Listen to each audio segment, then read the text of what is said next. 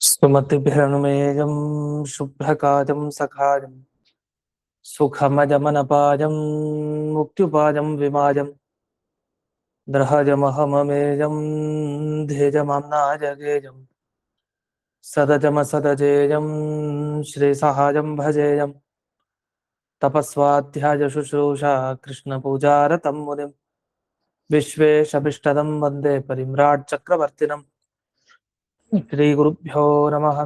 हरिः ओम्।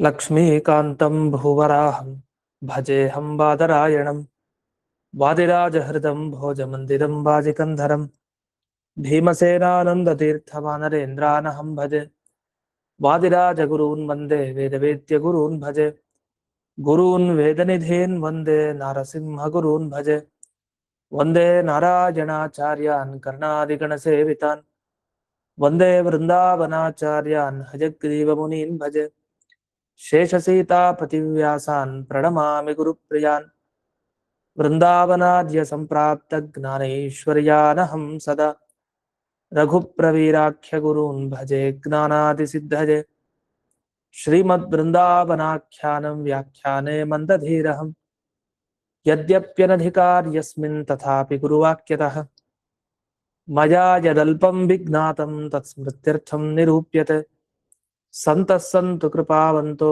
गुरुराजपदाश्रयाः। भगवान् अव्यवहितभाविकल्पसमीरो लातव्याचार्यः सुरपद्यैः सम्प्रार्थितः श्रीनारायणेन आज्ञप्तस्सन् भूमौ अवतीर्य वादिराजनामा यतिकुलतिलको भूत्वा दुर्वादिनो विजित्य युक्तिमल्लिकादीन् ग्रन्थान् विरचय्य सज्जनानां सम्यक् ज्ञानमुत्पाद्य अत्यक्तदेहः सन् वृन्दावनस्थो भूत्वा भक्तानाम् इष्टानिष्टप्राप्तिपरिहारसाधन अत्यर्थप्रसादजनक अपरोक्षज्ञानजनक परोक्षनिश्चयोत्पादक उपनिषदादिप्रतिपाद्यं स्वस्य ऋजुभावं ख्यापयितुं वृन्दावनाख्यानं कुर्वन् कस्यचित् तदानीम् अकुशलदेशीयब्राह्मणस्वप्ने विश्वासयोग्यानां विश्वासमुत्पादयितुमुपदिदेश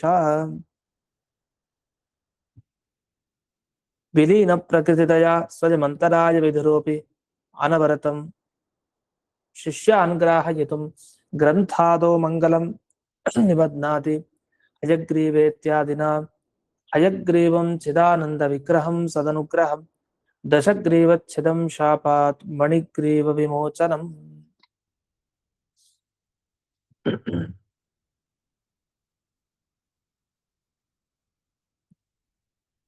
ಇದುವರೆಗೆ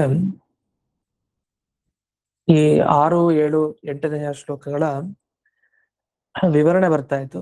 ಅದರಲ್ಲಿ ತ್ರಿವಿಕ್ರಮ ಅನ್ನೋ ಒಂದೇ ಒಂದು ಶಬ್ದಕ್ಕೆ ಎಷ್ಟು ಅರ್ಥ ಇಲ್ಲಿದೆ ಅಂತ ನೋಡಿದ್ವಿ.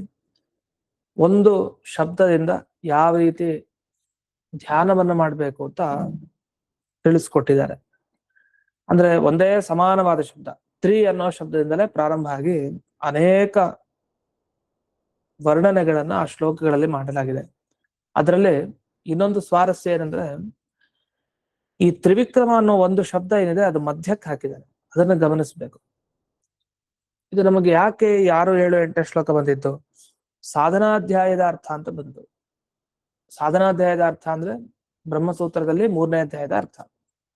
ಯಾವ್ದಕ್ ಸಾಧನೆ ಇದು? ಮೋಕ್ಷವನ್ನ ಪಡಿಲಿಕ್ಕೆ, ಅದರಲ್ಲೂ ಮೋಕ್ಷಕ್ಕೆ ಬೇಕಾದ ಭಗವಂತನ ಅಪರೋಕ್ಷ ಜ್ಞಾನವನ್ನ ಪಡಿಲಿಕ್ಕೆ ಬೇಕಾದ ಸಾಧನಗಳು ಯಾವುದು ಅಂತ ತಿಳಿಸ್ಲಿಕ್ಕೆ. ಅದರಲ್ಲಿ ಗುರುಗಳ ಅನುಗ್ರಹನೂ ಒಂದು ಮುಖ್ಯ, ಮತ್ತೆ ದೇವತೆಗಳ ಧ್ಯಾನ, ದೇವರ ಧ್ಯಾನ ಅದು ಒಂದು ಭಗವಂತನ ಜ್ಞಾನಕ್ಕೆ ಕಾರಣ. ಹಾಗಾದ್ರೆ ದೇವರ ಜ್ಞಾನ, ಅಪರೋಕ್ಷ ಜ್ಞಾನ ಆಗಬೇಕು ಅಂದ್ರೆ ದೇವರ ಧ್ಯಾನ ಮಾಡ್ಬೇಕು. ಧ್ಯಾನ ಮಾಡೋದು ಹೇಗೆ ಎಲ್ಲ ಕೇಳಿರ್ತೀವಿ. ಗಾಯತ್ರಿ ಜಪ, ಇದ್ಯಾವುದೋ ಧನ್ವಂತರಿ ಜಪ, ನರಸಿಂಹ ಮಂತ್ರ ಜಪ, ಯಾವುದೇ ಮಾಡ್ಬೇಕು ಅಂದ್ರೂ ಧ್ಯಾನ ಶ್ಲೋಕಗಳಿರುತ್ತೆ. ಆ ತರ ಧ್ಯಾನವನ್ನ ಮಾಡ್ಬೇಕು, ಆಗ ಆ ಭಗವಂತನ ರೂಪ ಒಲಿಯುತ್ತೆ. ಈಗ ಧನ್ವಂತರಿ ಅಂದ್ರೆ ಚಂದ್ರಮಂಡಲದ ಒಳಗಡೆ ಧನ್ವಂತರಿ ರೂಪಿ ದೇವರು ಇರ್ತಾನೆ, ಅಮೃತ ಕಲಶವನ್ನ ಕೈಯಲ್ಲಿ ಹಿಡ್ಕೊಂಡಿರ್ತಾನೆ, ಅಭಯ ಹಸ್ತವನ್ನ ನೀಡ್ತಾ ಇರ್ತಾನೆ, ಹೀಗೆಲ್ಲ ಇದೆ. ಆತರ ಹಯಗ್ರೀವ ದೇವರದು ಒಂದೊಂದು ಧ್ಯಾನ. ಹಾಗೆ ಮೋಕ್ಷಕ್ಕೆ ಹೋಗಬೇಕು ಅಂದ್ರೆ ಯಾವ್ಯಾವ ತರ ಭಗವಂತನ ಧ್ಯಾನ ಮಾಡ್ಬೇಕು, ವಿಶೇಷವಾಗಿ ಏನೇನ್ ಗುಣಗಳನ್ನ ಭಗವಂತನಲ್ಲಿ ಚಿಂತಿಸ್ಬೇಕು ಅನ್ನೋದನ್ನ ಈ 6, 7, 8 ಈ ಶ್ಲೋಕಗಳಲ್ಲಿ ಇನ್ನು ವಿಶೇಷವಾಗಿ ತಿಳಿಸಿದ್ದಾರೆ. ಅದರಲ್ಲಿ ಭಗವಂತನ ಧ್ಯಾನ ಮಾಡೋದನ್ನ ತುಂಬಾ ಕಷ್ಟ. ಯಾಕೆ? ಕಣ್ಣು ಮುಚ್ಚಿದ್ರೆ ದೇವರ ಗುಣಗಳು ನೆನಪಾಗ್ಬೇಕು. ದೇವರು ಇಂಥ ಅಭೀಷ್ಟಗಳನ್ನ ಕೊಟ್ಟ, ಇಂಥ ಭಕ್ತರಿಗೆ, ಇಂತಿಂತವ್ರಿಗೆ ಅನಿಷ್ಟಗಳನ್ನು ಕಳೆದ, ಹೀಗೆಲ್ಲ ತಿಳಿಬೇಕು. ಅದರಲ್ಲಿ ತ್ರಿವಕ್ರಗೆ ಮಾಡಿದ ಅನುಗ್ರಹವನ್ನು ನೆನಪಿಸ್ಕೊಳ್ಳಿ ಅಂತಂದು. ಅಂದ್ರೆ ಸಾಮಾನ್ಯವಾಗಿ ಮನುಷ್ಯರಿಗೂ ಎಟಕುವಂತಹ ಗುಣಗಳು ಕೆಲವು ಅದರಲ್ಲೂ ಕಷ್ಟ ಇದೆ. ಆದ್ರೆ ಸಾಮಾನ್ಯವಾಗಾದ್ರೂ ಒಬ್ಬ ವ್ಯಕ್ತಿ ದೇವರ ಅಪರೋಕ್ಷ ಜ್ಞಾನ ಪಡಿಬೇಕು, ದೇವರ ಅನುಗ್ರಹವನ್ನು ಸಂಪಾದನೆ ಮಾಡಬೇಕು ಅಂದ್ರೆ ಈ 6, 7, 8 ಈ ಶ್ಲೋಕಗಳಲ್ಲಿರುವಂತಹ ಈ ಸಾಧನಾಧ್ಯಾಯದ ಅರ್ಥ ಅಂತಾನೆ ಪ್ರಸಿದ್ಧವಾದ ಈ ಶ್ಲೋಕಗಳ ಚಿಂತನೆಯನ್ನ ಚೆನ್ನಾಗಿ ಮನಸ್ಸಕ್ಕೆ ತಂದ್ಕೊಳ್ಬೇಕು. ಅಂದ್ರೆ ಕಣ್ಮುಚ್ಚಿದ್ರೆ ನಮ್ಗೆ ಎಲ್ಲ ಗುಣ ನೆನಪಾಗ್ಬೇಕು ಅಂತ ಅರ್ಥ. ಇದು ಯಾವಾಗ್ಲೂ ನೆನಪಿಸ್ಕೊಳ್ತಾ ಹೋದ್ರೆ ಒಂದೊಂದೇ ಹೆಜ್ಜೆ ನಾವು ಮುಂದಕ್ಕೆ ಹೋಗ್ತಾ ಹೋಗ್ತಾ ಭಗವಂತನ ನಿಜವಾದ ಧ್ಯಾನ ನಮ್ಮ ಯೋಗ್ಯತೆಗೆ ತಕ್ಕ ಹಾಗೆ ಏನಿದೆಯೋ ಅದನ್ನ ಮಾಡ್ಲಿಕ್ಕೆ ಸಾಧ್ಯ. ಪ್ರಧಾನವಾಗಿ ಬ್ರಹ್ಮಸೂತ್ರ ಏನು 3ನೇ ಅಧ್ಯಾಯದಲ್ಲಿ ಹೇಳಿದೆ, ಅದರಲ್ಲೂ ಇಂತಿಂತ ಗುಣ ಇಟ್ಕೊಂಡು ಧ್ಯಾನ ಮಾಡಿ ಅಂತ ವಾದಿರಾಜರು ಈ ಮುಖಾಂತರ ತಿಳಿಸ್ತಾ ಇದ್ದಾರೆ. ಹಾಗಾದ್ರೆ ದೇವರಲ್ಲಿ ಚಿಂತಿಸ್ಬೇಕಾದ ಗುಣ ಏನು ಅಂದಾಗ ಇಲ್ಲಿ ತ್ರಿವಕ್ರಾನುಗ್ರಹಂ ದೇವಂ ಅಂತ ಬಂತು. ಒಂದು ತ್ರಿವಕ್ರಿಗೆ ಅನುಗ್ರಹ ಮಾಡಿದ ಪ್ರಸಂಗ. ಹಾಗೆ 3 ಜಗತ್ತಿನಿಂದ ಅವನು ನಮಸ್ಕಾರಗೊಳ್ತಾ ಇದ್ದಾನೆ ಅಂತ ಬಂತು. ಅಂದ್ರೆ ಅವನ ಸೌಂದರ್ಯ ಏನಿದೆ ಅದನ್ನು ತೋರಿಸ್ತಾ ಇದ್ದಾರೆ. ಇಡೀ ಜನ ಎಲ್ಲ ಅವನ ನೋಡಿ ಯಾಕೆ ನಮಸ್ಕಾರ ಮಾಡ್ತಾ ಇದ್ದಾರೆ? ಒಂದು ಅವನ ಲಕ್ಷಣ, ಅವನ ಮುಖದಲ್ಲಿರೋ ವರ್ಚಸ್ಸು ಭಗವಂತನದು. ಅವನು ನೋಡಿದ್ರೆ ಆನಂದ ಆಗತ್ತೆ. ಯಾರನ್ನು ನೋಡಿದ್ರೇನೆ ಆನಂದ ಆಗತ್ತೋ ಕೆಲವರೆಲ್ಲ ಇರ್ತಾರೆ, ಇವ್ರು ನೋಡಿದ್ರೆ ಬಹಳ ಸಂತೋಷ ಅಂತ. ಅವ್ರು ನೋಡಿದ್ರೆ ಒಮ್ಮೆ ತೃಪ್ತಿ ಆಗುತ್ತೆ. ಹೇಗೆ ಮಗುಗೆ ತಾಯಿ ನೋಡಿದ್ರೆ ತೃಪ್ತಿ ಆಗ್ಬಿಡುತ್ತೆ, ಅದೇ ತರ ಪ್ರಜೆಗಳಿಗೆಲ್ಲ ಭಗವಂತನ ನೋಡಿದ್ರೆ ತೃಪ್ತಿ ಆಗತ್ತೆ. ಅಂಥ ಒಂದು ದಿವ್ಯವಾದ ದೇಹ ಒಂದು. ಅದನ್ನ ನಾವು ಚಿಂತಿಸ್ಬೇಕಾದ್ರೆ ನಿನ್ನ 3 ಜಗತ್ತು ನಮಸ್ಕಾರ ಮಾಡುವಂಥ ಒಂದು ವ್ಯಕ್ತಿತ್ವವನ್ನು ಪಡೆದಿದ್ಯಾ ನೀನು, ಅಂಥ ವಿಗ್ರಹ ನಿಂದು ಅಂತ ಚಿಂತಿಸ್ಬೇಕಂತೆ. ಇನ್ನು 3 ವೇದಗಳಲ್ಲಿ ದೇವರನ್ನ ಕೊಂಡಾಡೋದು ವಿಷಯ, 3 ಲೋಕಗಳಿಗೆ ಅಧಿಪತಿಯವನು, 3 ಕಾಲದ ಬಗ್ಗೆ ಜ್ಞಾನ ಇದೆ. ಅಷ್ಟೇ ಅಲ್ಲ, 3 ಧಾಮಗಳಲ್ಲಿ ಇದ್ದಾನೆ. ಮತ್ತೆ ಅಚ್ಯುತ, ಅವನ ಸ್ಥಾನದಿಂದ ಅವನ ಎಂದಿಗೂ ಎಡಬೋದಿಲ್ಲ. ಮತ್ತೆ ದೇವತೆಗಳಿಗೆ ಅನುಗ್ರಹ ಮಾಡೋನು, ಮತ್ತೆ ರುದ್ರದೇವರ ಭಯವನ್ನು ಪರಿಹರಿಸಿದವನು. ಹೀಗೆ ಅನೇಕ ಗುಣಗಳು ನಮಗ್ ತಲೆಗೆ ಬರ್ತಾ ಇರ್ಬೇಕು. ವಸ್ತುತ ನಮ್ಗೆ ಇಷ್ಟೆಲ್ಲ ಬರೋದೇ ಇಲ್ಲ. ಏನಾಗುತ್ತೆ ಅಂದ್ರೆ ದೇವರ ಧ್ಯಾನ ಮಾಡ್ಲಿಕ್ಕೆ ಕೂತ್ರೆ ಹಯಗ್ರೀವ ದೇವರೊಂದು ಕೂಡಲೇ ಒಂದು ಕಡೆ ಅಕ್ಷಮಾಲೆ, ಇನ್ನೊಂದು ಕಡೆ ಜಪತ್ಸರ, ಇನ್ನೊಂದು ಕಡೆ ಪುಸ್ತಕ, ಇನ್ನೊಂದು ಕಡೆ ದಾನಮುದ್ರೆ, ಇನ್ನೊಂದು ಕಡೆ ಶಂಖ. ಇದನ್ನ ಸರಿಯಾಗಿ ಚಿಂತಿಸಿ ಹಯಗ್ರೀವ ದೇವರ ಮೂರ್ತಿಯನ್ನ ಕಣ್ಮುಂದೆ ತಂದುಕೊಳ್ಳೋ ಅಷ್ಟೊತ್ತಿಗೆ ಹೊರಟೋಗ್ಬಿಟ್ಟಿರುತ್ತೆ, ಗೊತ್ತಾಗಲ್ಲ. ಇದು ಉದಾಹರಣೆ ಹೇಳಿದೆ. ಯಾವ್ಯಾವ ಭಗವಂತನ ರೂಪ ಇಷ್ಟನೋ ಅದನ್ನ ಅವರ ಯೋಗ್ಯತೆಗೆ ತಕ್ಕ ಹಾಗೆ ಮಾಡ್ತಾ ಇರ್ತಾರೆ. ಬಹಳ ಕಷ್ಟ. ಇಷ್ಟು ಒಂದು ರೂಪವನ್ನ ನಮ್ಮ ಕಣ್ಮುಂದೆ ನಿಲ್ಲಿಸ್ಕೊಂಡು ಅದರಲ್ಲಿ ನೀನು ಈ ರೂಪದಲ್ಲಿ ಹೀಗೆ ಅನುಗ್ರಹ ಮಾಡಿದಿ, ಆ ರೂಪದಲ್ಲಿ ಹಾಗೆ ಅನುಗ್ರಹ ಮಾಡಿದಿ ಅಂತ. ಉದಾಹರಣೆಗೆ ಹಯಗ್ರೀವ ದೇವರನ್ನು ತಗೊಂಡ್ರೆ ವಾದಿರಾಜರೇನು ಶಿಕ್ಷಣ ಕೊಡ್ತಾ ಇದ್ದಾರೆ, ಹಯಗ್ರೀವ ರೂಪ ಚಿಂತನೆ ಮಾಡ್ತಾ ಇದ್ದಾರೆ ಒಬ್ರು ಅಂತ ಇಟ್ಕೊಳ್ಳಿ. ವಿದ್ಯೆ ಬೇಕು ಅಂತ ಹಯಗ್ರೀವನ ಧ್ಯಾನ ಮಾಡ್ತಾ ಇದ್ದಾರೆ. ಆಗ ಹಯಗ್ರೀವ ದೇವರ ರೂಪ ಯಾವ್ದ್ಯಾವ್ದಿದೆ? ರಾಮ, ಕೃಷ್ಣ, ವೇದವ್ಯಾಸ, ವಾಮನ, ಗಜೇಂದ್ರ ವರದ, ತ್ರಿವಿಕ್ರಮ, ಹೀಗೆ ನರಸಿಂಹ, ಹೀಗೆ ಏನೇನು ಇದುವರೆಗೆ ಅನೇಕ ಅವತಾರಗಳನ್ನ ಹೇಳಿದ್ರು. ಆ ಅವತಾರಗಳಲ್ಲಿ ಇಂತಿಂತ ಕೆಲಸ ಮಾಡದೆ ಒಳ್ಳೆಯವ್ರಿಗೆ ಇಷ್ಟಗಳನ್ನು ಕೊಟ್ಟು ಕೆಟ್ಟವ್ರಿಗೆ ಅನಿಷ್ಟ ಏನಿದೆ ಅದನ್ನ ಕೊಟ್ಟು ಅವರಿಂದ ಸಜ್ಜನರಿಗೆ ಅನುಗ್ರಹ ಮಾಡದೆ, ಹೀಗೆ ಅನೇಕ ಘಟನೆಗಳು ನೆನಪಿಸ್ಕೊಂಡು ಆ ಮಂತ್ರ ಜಪ ಮಾಡ್ತಾ ಇರ್ಬೇಕು. ಅದ ಹಯಗ್ರೀವಾಯ ನಮಃ ಅಂತನೋ, ಹಾಂ ಹಯಗ್ರೀವಾಯ ನಮಃ ಅಂತನೋ ಒಟ್ಟು ಜಪ ಮಾಡ್ತಾ ಹೋಗ್ಬೇಕು. ಈ ತರ ಧ್ಯಾನ ಪ್ರಕ್ರಿಯೆಗೆ ಬೇಕಾದ ಗುಣಗಳನ್ನೆಲ್ಲ ಇಲ್ಲಿ ಹೇಳ್ತಾ ಬಂದ್ರು. ಆಶ್ಚರ್ಯ ಒಂದು, ಇಲ್ಲಿ ಮಧ್ಯದಲ್ಲೊಂದು ಶಬ್ದ ಹಾಕಿದಾರಲ್ಲ, ಅಂದ್ರೆ ವಾದಿರಾಜರಿಗೆ ಬಹಳ ಇಷ್ಟವಾದ ರೂಪ ಯಾವುದು? ಹಯಗ್ರೀವ ಒಂದು, ಇನ್ನೊಂದು ತ್ರಿವಿಕ್ರಮನ ವಿಶೇಷವಾದ ಉಪಾಸನೆ ಮಾಡೋರು. ಅದ್ರ ಬಗ್ಗೆ ತುಂಬಾ ವಿಷಯ ಇದೆ. ಅದರಲ್ಲಿ ಚಿಕ್ಕದಾಗಿ ಈಗ ಸದ್ಯಕ್ಕೆ ಈ ಶ್ಲೋಕಕ್ಕೆ ಸಂಬಂಧಪಟ್ಟ ಹಾಗೆ ತಿಳ್ಕೊಳ್ಳೋದಿದ್ರೆ, ತ್ರಿವಿಕ್ರಮ ದೇವರ ಉಪಾಸನೆಯನ್ನ ಮಾಡ್ತಾರೆ. ಯಾಕೆ ಅಂದ್ರೆ ಆ ಶಬ್ದನೇ ಬಹಳಷ್ಟು ಅರ್ಥ ಹೇಳುತ್ತೆ. ಬರೀ ರೂಪ ಅಲ್ಲ, ವಾಮನನಾಗಿ ತ್ರಿವಿಕ್ರಮನಾಗಿ ಬೆಳೆದ, ಇಡೀ ಜಗತ್ತನ್ನು ವ್ಯಾಪಿಸ್ಕೊಂಡ, ಅದಕ್ಕೆ ತ್ರಿವಿಕ್ರಮ, ಎಲ್ಲಾ ಕಡೆ ವ್ಯಾಪಿಸ್ಕೊಂಡ ರೂಪ ಅದು. ಬರೀ 3 ಕಡೆ ಅಲ್ಲ, 3 ಕಡೆನೋ ನೆಪ, 3 ಅಂದ್ರೆ ಎಲ್ಲನೂ ಬಂದ್ಬಿಡುತ್ತೆ ಅದರಲ್ಲಿ ಅಂತ. ಆದ್ರಿಂದ ಎಲ್ಲವನ್ನೂ ವ್ಯಾಪಿಸ್ಕೊಂಡ ರೂಪ ತ್ರಿವಿಕ್ರಮ. ಇದು ಬರೀ ರೂಪ ಅಷ್ಟೇ ಅಲ್ಲ, ಅವತಾರ ಅಷ್ಟೇ ಅಲ್ಲ, ಶಬ್ದ ಹೇಳುತ್ತಲ್ಲ, ತ್ರಿವಿಕ್ರಮನ ಶಬ್ದನೂ ಬೇಕಾದಷ್ಟು ಅರ್ಥವನ್ನ ಒಳಗೊಂಡಿದೆ. ಆ ತ್ರಿವಿಕ್ರಮನ ಧ್ಯಾನ ಮಾಡ್ಬೇಕು ಚೆನ್ನಾಗಿ ಅನುಗ್ರಹ ಆಗ್ಲಿಕ್ಕೆ. ಆ ತ್ರಿವಿಕ್ರಮನ ಚಿಂತನೆ ಮಾಡೋದು ಹೇಗೆ? ಅದ್ರ ಮಧ್ಯದಲ್ಲಿ ಸರಿಯಾಗಿ ಶಬ್ದವನ್ನ ಹಾಕಿದ್ದಾರೆ. ನೀವು ಗಮನಿಸಬಹುದು 6, 7, 8 ಈ ಶ್ಲೋಕಗಳಲ್ಲಿ ಮಧ್ಯದಲ್ಲಿ ಆ ತ್ರಿವಿಕ್ರಮ ಶಬ್ದ ಬಂದಿದೆ. ಅಂದ್ರೆ ಮಧ್ಯದಲ್ಲಿ ಅಂದ್ರೆ ಶ್ಲೋಕದ ಮೊದಲಿಗಿದೆ ನಿಜ, ಅದ್ರ ಹಿಂದೆ ನೋಡಿ ತ್ರಿವಕ್ರಾನುಗ್ರಹ ಅಂತ ಮೊದಲನೇ ಶಬ್ದ, ಆಮೇಲೆ ತ್ರಿಜಗದ್ವಂದ್ಯ ವಿಗ್ರಹ, ದೇವ, ತ್ರಿವೇದ ವೇದ್ಯ ವಿಭವ, ತ್ರಿಲೋಕಾನ ಮಥೇಶ್ವರ. ಎಷ್ಟು ಶಬ್ದ ಆಯ್ತು? 5 ಶಬ್ದ ಆಯ್ತು ಹಿಂದಕ್ಕೆ. ತ್ರಿವಿಕ್ರಮಂ ಆದ್ಮೇಲೆ ನೀವು ಶಬ್ದಗಳನ್ನು ನೋಡಿ, ತ್ರಿಕಾಲಜ್ಞ, ತ್ರಿಧಾಮಾನ, ಅಚ್ಯುತ, ತ್ರಿದಶಾನುಗ್ರಹಂ ದೇವ, ತ್ರಿಪುರಜ್ಞ ಭಯಾಪಹಂ. ಅಲ್ಲ ಆಮೇಲೆ 5 ಶ್ಲೋಕ, 5 ವಿಶೇಷಣ ಬಂತು. ಹಿಂದಕ್ಕೈದು, ಮುಂದಕ್ಕೈದು, ಮಧ್ಯದಲ್ಲಿ ತ್ರಿವಿಕ್ರಮ ಅನ್ನೋ ಶಬ್ದ ಬಂತು. ಯಾಕೆ ಹೀಗೆ ಹಾಕಿದ್ದಾರೆ ಅಂದ್ರೆ, ವಾದಿರಾಜರು ತ್ರಿವಿಕ್ರಮೋಪಾಸಕರು, ಅವರು ಇದೆಲ್ಲ ಚಿಂತನೆಯನ್ನ ಮಾಡ್ತಾ ಇದ್ದಾರೆ. ಭಕ್ತರಿಗೆ ಉಪದೇಶ ನೀಡಿದ್ದೀರಂದ್ರೆ ನಿಮ್ಮ ಯೋಗ್ಯತೆಗೆ ಏನ್ ತಕ್ಕ ಹಾಗೆ ನೀವು ಚಿಂತನೆ ಮಾಡಿ ಅಂತ. ಆದ್ರೆ ಅವರು ಮಧ್ಯದಲ್ಲಿ ತ್ರಿವಿಕ್ರಮ ಶಬ್ದ ಹಾಕಿ ಇದೇ ಒಂದು ಶಬ್ದಕ್ಕೆ ಹಿಂದೆ 5 ಶಬ್ದಗಳೇನು ಅರ್ಥ ಹೇಳ್ತಾ ಇದೆಯಲ್ಲ, ಆ ಅರ್ಥ ಅಷ್ಟು ತ್ರಿವಿಕ್ರಮ ಶಬ್ದದಲ್ಲಿ ಸೇರಿದೆ. ಮುಂದೆ 5 ಅರ್ಥ ಏನಿದೆಯಲ್ಲ ಅದು ತ್ರಿವಿಕ್ರಮ ಅನ್ನೋ ಶಬ್ದದಲ್ಲೇ ಸೇರಿದೆ. ಹಾಗಾಗಿ ಅವ್ರಿಗೇನಾಗ್ತಾ ಇದೆ, ತ್ರಿವಿಕ್ರಮನ ಉಪಾಸನೆ ಮಾಡ್ತಾ ಇವೆಲ್ಲ ತಲೆಗೆ ಬರ್ತಾ ಇದೆ. ಅದು ಹೇಗೆ ಅಂದ್ರೆ, ತ್ರಿವಿಕ್ರಮ ಅನ್ನೋ ಶಬ್ದದಲ್ಲಿ 3 ಅಂತ ಸೇರಿದೆ. ಇದಿಷ್ಟು ಸಾಕು, ಅಷ್ಟು ಅರ್ಥ ಸೇರ್ಕೊಂಡ್ಬಿಟ್ಟಿದೆ ತ್ರಿವಿಕ್ರಮ ಅನ್ನೋಲ್ಲಿ. ಹೇಗೆ? ತ್ರಿವಕ್ರಗೆ ಅನುಗ್ರಹ ಮಾಡಿದ ರೂಪ. ಇಲ್ಲಿ ತ್ರಿವಿಕ್ರಮ ಅಂದ್ರೆ ತ್ರಿವಕ್ರೆಯ ಮೇಲೆ ವಿಕ್ರಮ ತನ್ನ ವಿಶೇಷವಾದ ಒಂದು ಪಾದ ನಿಕ್ಷೇಪ ಅಂದ್ರೆ ವಿಶೇಷವಾದ ಅನುಗ್ರಹವನ್ನ ಮಾಡಿದ ಘಟನೆ, ಅದನ್ನ ತ್ರಿವಿಕ್ರಮ ಅನ್ನೋ ಶಬ್ದ ತಿಳಿಸ್ತದೆ. ಯಾಕೆ ತ್ರಿವಕ್ರ ಅನ್ನೋಲ್ಲಿ ತ್ರಿವಕ್ರ ಅನ್ನೋ ವಕ್ರ ಅನ್ನೋದು ಬಿಟ್ಟಾಯ್ತು, ತ್ರಿ ಅಂತ ತಗೊಂಡಿದ್ದಾರೆ. ಬರೀ ಒಂದೇ ಒಂದು ಶಬ್ದ, ಅದನ್ನ ತ್ರಿ ಅಂತ ತಗೊಂಡು, ತ್ರಿ ಅಂದ್ರೆ ತ್ರಿವಕ್ರೆಯಲ್ಲಿ ತಾನು ವಿಶೇಷವಾಗಿ ತೋರಿಸಿದ ಕ್ರಮ. ಅಂದ್ರೆ ಅವಳನ್ನ ಹಿಡ್ಕೊಂಡು ಅವಳನ್ನು ಉದ್ಧಾರ ಮಾಡ್ದ, ಅವಳ ದೇಹವನ್ನ ಸರಿಗ್ ಮಾಡ್ದ, ಅವಳ ಮನಸ್ಸನ್ನ ಸರಿಗ್ ಮಾಡ್ದ, ಎಲ್ಲವನ್ನು ಸರಿಗ್ ಮಾಡಿ ತಾನು ಭಗವಂತ ಮುಂದೆ ಪ್ರಯಾಣ ಮಾಡ್ದ ಕಂಸವಧೆಗೆ. ಹಾಗಾಗಿ ತ್ರಿವಕ್ರೆಯಲ್ಲಿ ವಿಶೇಷವಾಗಿ ಕ್ರಮ ಅಂದ್ರೆ ತಾನು ಒಂದು ವಿಶಿಷ್ಟ ಕ್ರಮವನ್ನ ಅನುಸರಿಸಿಕೊಂಡು ಅದು ಉದ್ಧಾರ ಮಾಡಿದ. ಅದು ತ್ರಿವಕ್ರಾನುಗ್ರಹ ಅನ್ನೋದೇನಿದೆಯಲ್ಲ, ಇದು ತ್ರಿವಿಕ್ರಮ ಅನ್ನೋ ಶಬ್ದದ ಅರ್ಥ ಆಯ್ತು. ಒಂದ್ ಸಂಶಯ ಬರ್ಬೋದು, ಅಲ್ಲ ತ್ರಿ ಅನ್ನೋದಕ್ಕೆ ತ್ರಿವಕ್ರೆ ಅಂತ ಹೇಗೆ ಅರ್ಥ ಸಿಗುತ್ತೆ ಅಂತ. ನಮ್ಮ ಶಾಸ್ತ್ರದಲ್ಲಿ ಹೇಗೆ ಅಂದ್ರೆ, ಪದೈಕ ದೇಶೆ ಪದ ಪ್ರಯೋಗ ಅಂತ ಒಂದು ನಿಯಮ. ಅಂದ್ರೆ ಸಂಪೂರ್ಣ ಹೆಸರೇಳೋ ಕಡೆ ಅರ್ಧರ್ಧ ಹೆಸರೇಳೋದು, ಇದು ಲೋಕದಲ್ಲೂ ನಾವು ಬಳಸ್ತೀವಿ. ಭೀಮಸೇನ ಅನ್ನೋ ಕಡೆ ಭೀಮ ಬಂದ ಅಂತ ಹೇಳ್ತೀವಿ. ಸತ್ಯಭಾಮೆ ಅಂದ್ರೆ ಸತ್ಯ ಅಥವಾ ಭಾಮೆ ಅಂತ. ಒಂದು ಚಿಕ್ಕ ಹೆಸರನ್ನ ಹೇಳಿದಾಗ ಸರಿ ಚಿಕ್ಕದಾಗಿ ಹೇಳ್ಬಿಡ್ತೀವಿ, ಸ್ವಲ್ಪ ದೀರ್ಘ ಆದ್ರೆ ಉದ್ದ ಹೆಸರಾದ್ರೆ ಅರ್ಧರ್ಧ ಹೆಸರನ್ನ ಹೇಳೋದಿದೆ. ಅದೇ ತರ ಶಾಸ್ತ್ರದಲ್ಲೂ ಹಾಗೆ, ವೇದವ್ಯಾಸರನ್ನ ವ್ಯಾಸರು ಅಂತ ಕರೀತಾರೆ ಅಷ್ಟೇ, ವೇದ ಅಂತ ಏನ್ ಕರೆಯಲ್ಲ, ವ್ಯಾಸರು ಅಂತ ಒಟ್ಟು ಒಂದು ಭಾಗ ತಗೊಂಡು ಹೇಳೋದಿದೆ. ಹಾಗೆ ತ್ರಿವಕ್ರೆ ಅನ್ಲಿಕ್ಕೆ ತ್ರಿ ಅಂತ ತಗೊಂಡಿದ್ದಾರೆ. ಹಾಗಾಗಿ ತ್ರಿವಕ್ರೆಯಲ್ಲಿ ವಿಶೇಷವಾಗಿ ಕ್ರಮ ಅನುಸರಿಸಿ ಉದ್ಧಾರ ಮಾಡಿದ ಅಂತ ಅಭಿಪ್ರಾಯ.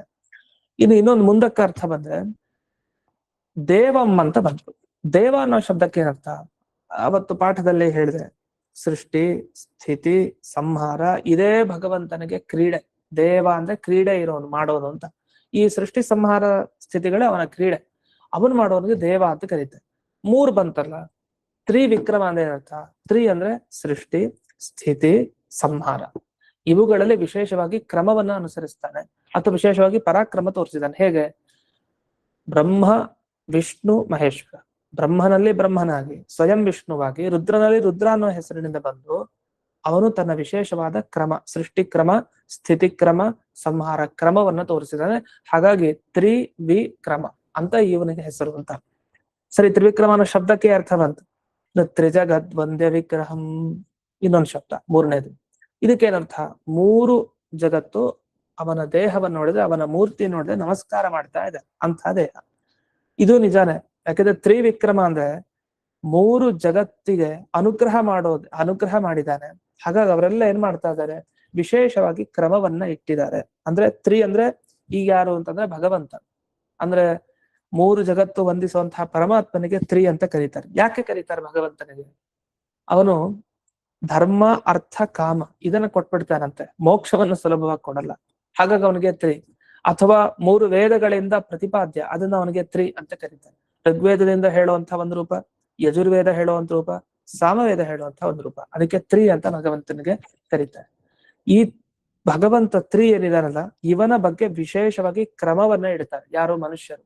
ಅಂದ್ರೆ ಪಾದ ವಿಕ್ಷೇಪ ಅಂದ್ರೆ ಹೆಜ್ಜೆಯನ್ನು ಇಟ್ಟು ಭಗವಂತನಿಗೆ ನಮಸ್ಕಾರ ಮಾಡ್ತಾರೆ ಅಂತ ಅಭಿಪ್ರಾಯ.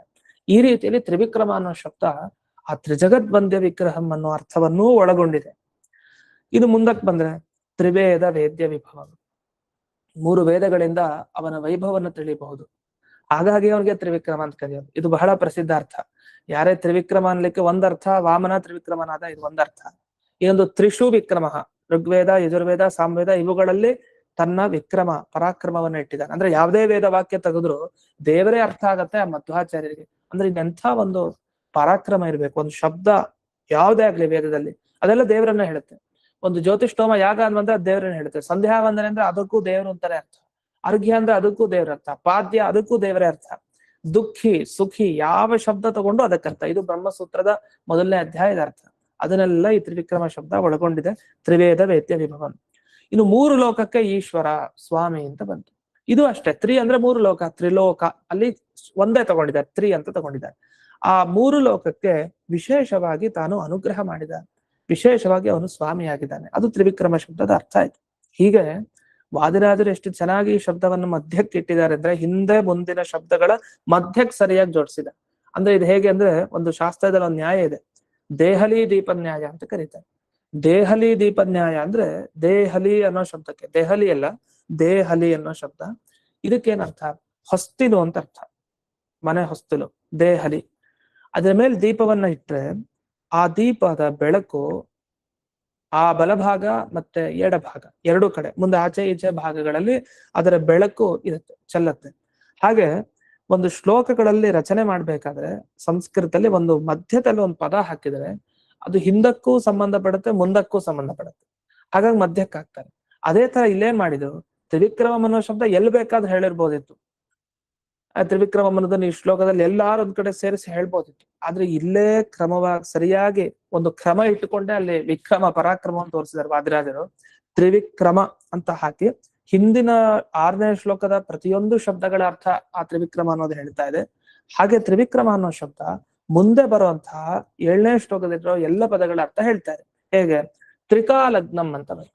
3 ಕಾಲದ ಜ್ಞಾನ ಪರಮಾತ್ಮನಿಗಿದೆ.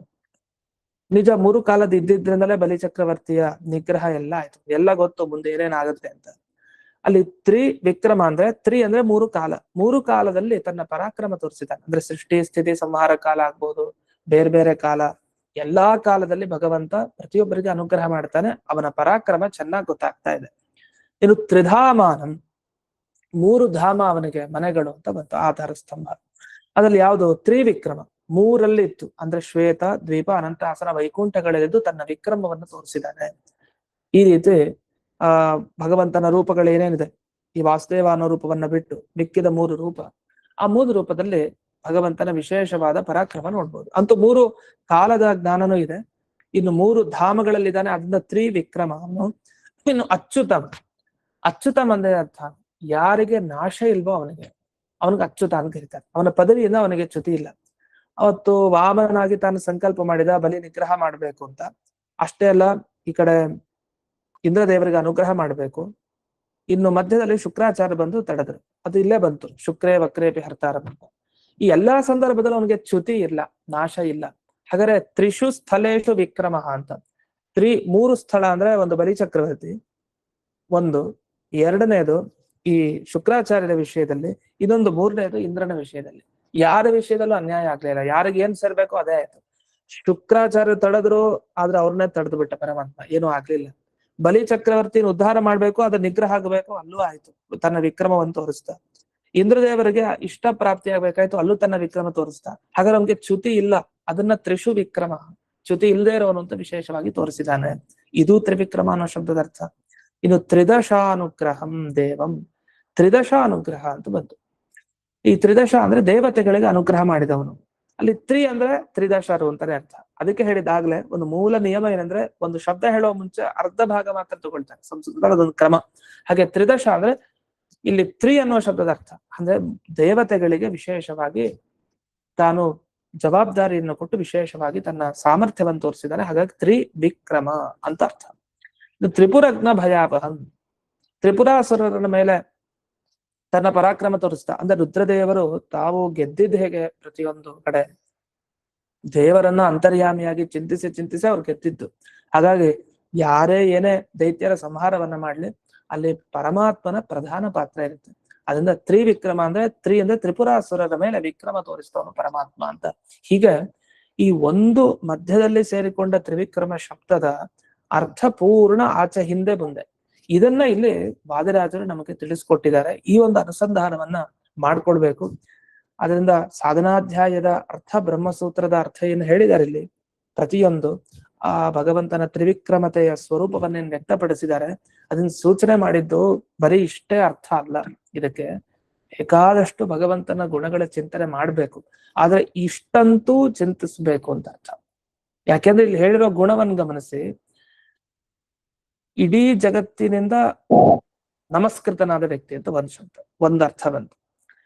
ಮ್ಯೂಟ್ ಮಾಡ್ಕೊಳ್ಳಿ, ಮತ್ತೆ ಗೊತ್ತಾಗ್ತಾ ಇಲ್ಲ ಯಾರಂತ.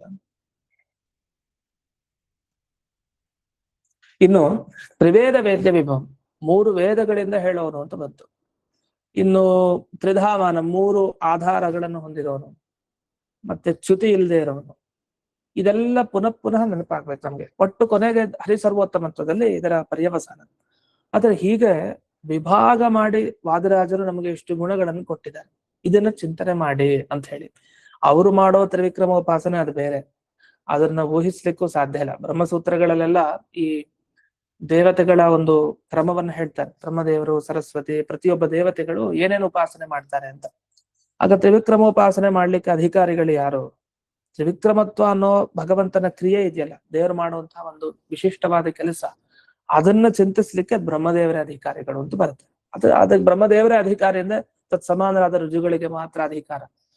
ಹಾಗಂತ ನಾವು ತ್ರಿವಿಕ್ರಮಕ್ಕೆ ನಮಸ್ಕಾರ ಮಾಡ್ಬಾರ್ದ? ಮಾಡ್ಬೋದು ನಮಸ್ಕಾರ.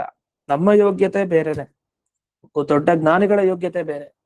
ಹಾಗಂತ ತ್ರಿವಿಕ್ರಮನ ಚಿಂತನೆ ನಾವು ಎಷ್ಟು ಚಿಂತಿಸ್ತೇವೋ ನಮಗೆ ಅಷ್ಟು ಅನುಗ್ರಹ ಆಗುತ್ತೆ. ಆ ದೃಷ್ಟಿಯಲ್ಲೇ ವಾದಿರಾಜರು ಆ ತ್ರಿವಿಕ್ರಮನ ಪ್ರತಿಷ್ಠೆಯನ್ನು ಮಾಡಿದ್ದು.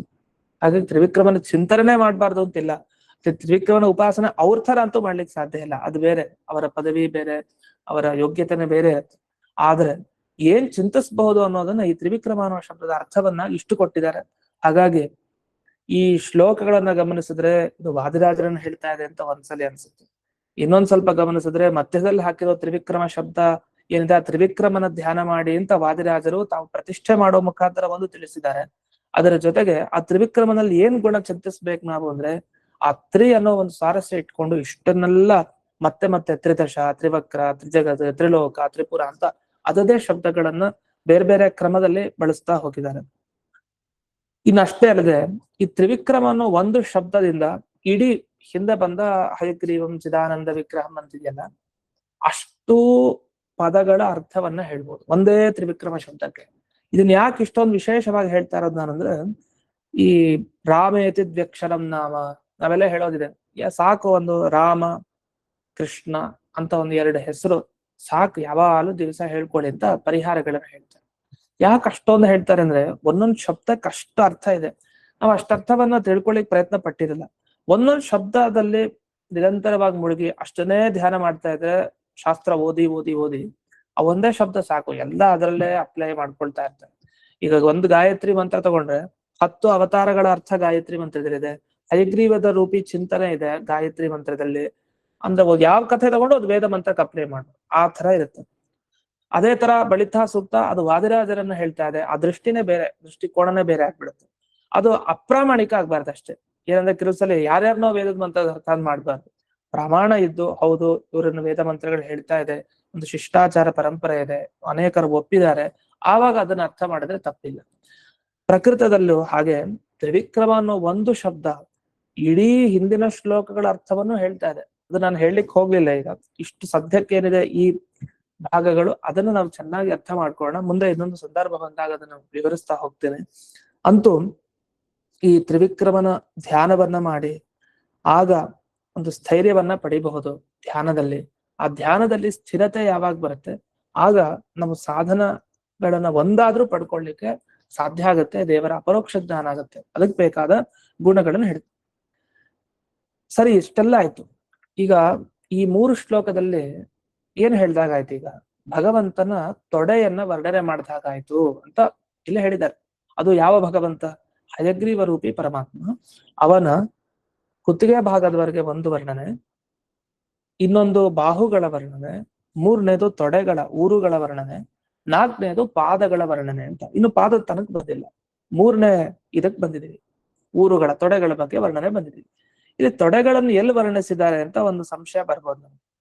ಯಾಕೆಂದ್ರೆ ತ್ರಿವಕ್ರಾನುಗ್ರಹಂ ತ್ರಿಜಗದ್ವಂದ್ಯ ವಿಗ್ರಹಂ ತ್ರಿವೇದ ವೇದ್ಯ ವಿಭವಂ ಇದೆಲ್ಲ ಯಾದ್ರ ಬಗ್ಗೆ ಹೇಳ್ತಾ ಇದೆ. ಅದಕ್ಕೆ ಇಲ್ಲಿ ಸ್ವಲ್ಪ ವಿಚಾರವನ್ನ ಮಾಡಿದ್ರೆ ನಮ್ಗೆ ಅರ್ಥ ಆಗುತ್ತೆ. ಎಲ್ಲಿ ಅಂದ್ರೆ ಈ ತ್ರಿವಿಕ್ರಮ ಅನ್ನೋ ಶಬ್ದದ ಅರ್ಥವನ್ನೇ ತಗೊಳ್ಳಿ. ತ್ರಿವಿಕ್ರಮ ಅಂದ್ರೆ ಭಗವಂತ ತನ್ನ ಕಾಲಿನಿಂದ ಇಡೀ ಜಗತ್ತನ್ನ ತಾನು ವ್ಯಾಪಿಸ್ಕೊಂಡ ಎಲ್ಲ ಕಡೆ. ತೊಡೆ ಭಾಗನೇ ಕಾಣೋದು, ಕಾಲಿನ ತುದಿ ಕಾಣಲ್ಲ ನಮಗೆ. ಕಾಲಿನ ತುದಿ ಭಾಗ ಏನಿದೆ ಅದು ಯಾವಾಗ ಅವನು ಆ ಬ್ರಹ್ಮಾಂಡ ಕಟಾಹವನ್ನ ತಾನು ಸೀಳಿದ, ಆ ಸೀಳಿದ ಮೇಲೆ ಆ ಭಾಗ ನಮ್ಗೆ ಕಾಡ್ಲಿಕ್ಕೆ ಸಾಧ್ಯ ಇಲ್ಲ.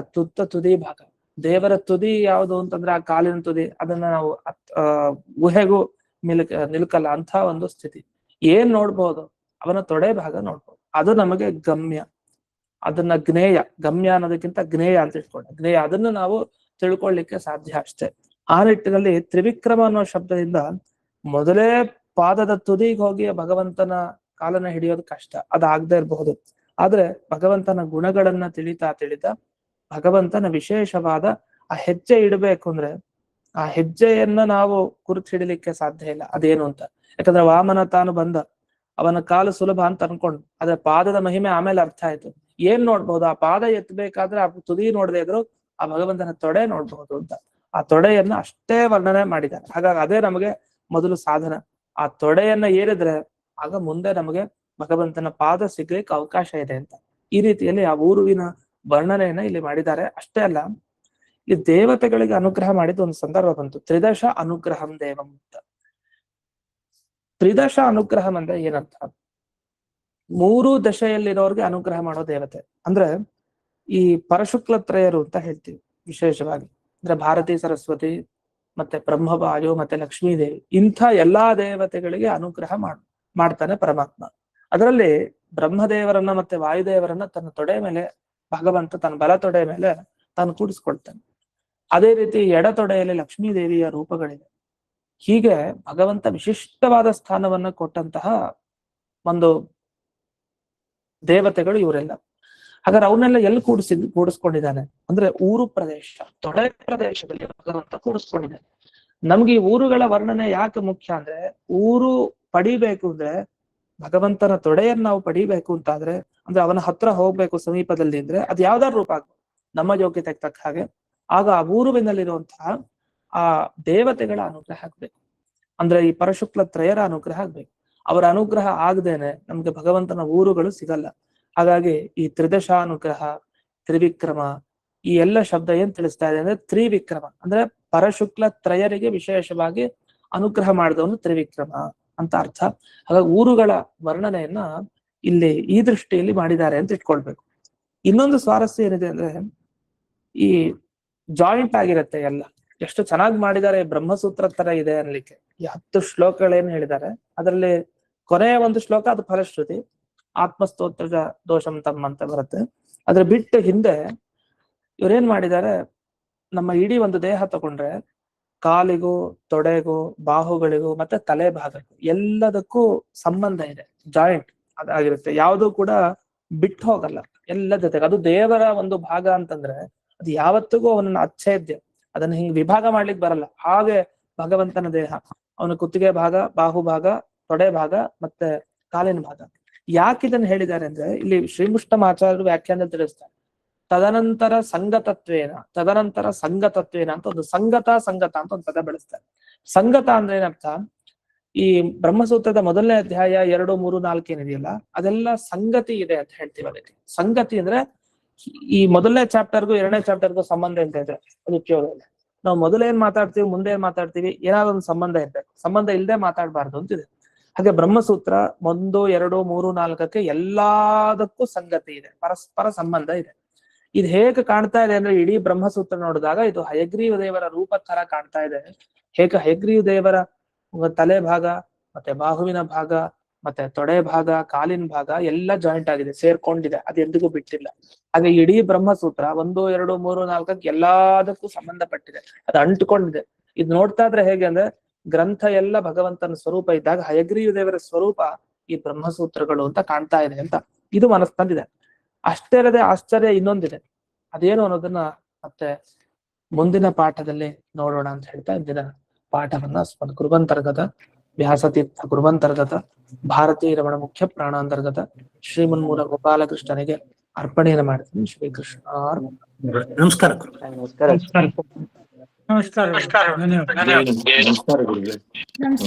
ನಮಸ್ಕಾರ, ಧನ್ಯವಾದ ಗುರುಗಳೇ. ನಮಸ್ಕಾರ, ಧನ್ಯವಾದಗಳು.